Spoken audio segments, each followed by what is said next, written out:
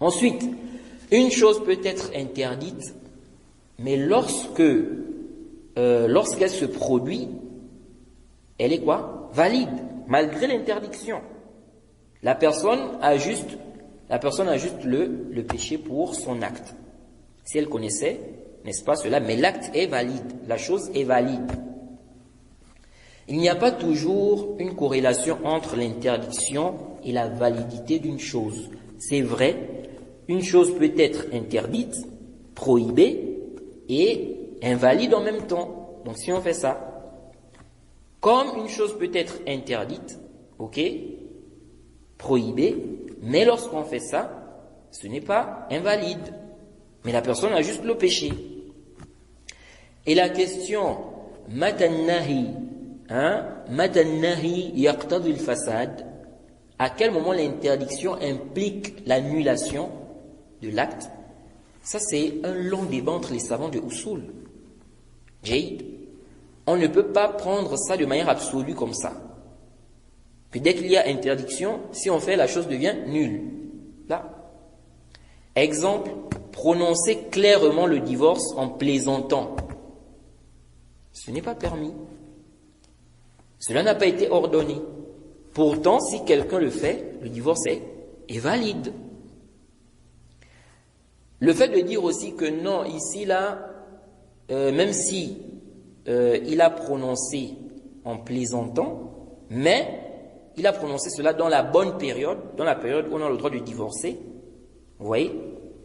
Or là, le problème, c'est quoi? C'est qu'il prononce le divorce dans une période où on n'a pas le droit de divorcer. Jayd, nous disons, ça n'influence pas réellement au niveau de l'istidlal. Parce que ici, là, oui, il va prononcer, par exemple, celui qui a prononcé le divorce, ok, en plaisantant, dans la période où on a le droit de divorcer, oui, il a prononcé dans la période où on a le droit de divorcer. Mais, est-ce qu'il a le droit de plaisanter avec le divorce, de prononcer le divorce en plaisantant? Il a le droit, oui ou non? Il n'a pas le droit. Mais s'il le fait, le divorce est valide ou pas? C'est valide. C'est quoi? C'est valide. Bien que, ici, là, il n'a pas le droit de plaisanter avec le divorce. Le zihar,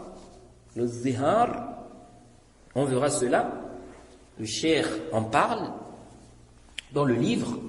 Dire à sa femme, tu es comme le dos de ma mère, c'est interdit. Pourtant, si l'homme le fait, il n'a pas le droit d'avoir des rapports avec sa femme jusqu'à ce qu'il fasse l'expiation. Il n'a pas le droit d'avoir des rapports avec sa femme jusqu'à ce qu'il fasse l'expiation. Donc, de cette parole, les effets découlent. Il y a des effets qui découlent, malgré que c'est interdit.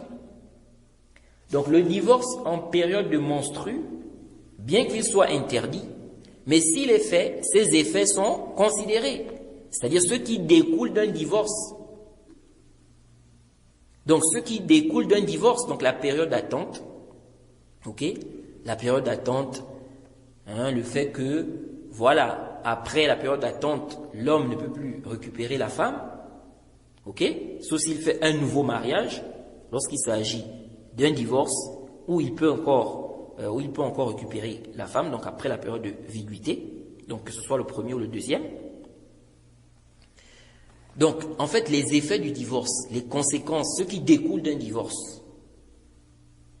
Vous voyez? Et la division du divorce, n'est-ce pas, en permis et interdit, n'empêche pas sa validité lorsqu'il s'agit d'un divorce interdit. Comme l'exemple du divorce prononcé en plaisantant. Il n'a pas le droit, là, de jouer avec le divorce.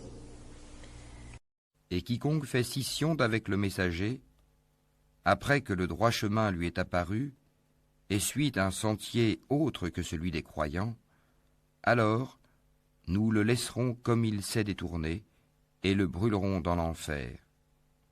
Et quelle mauvaise destination!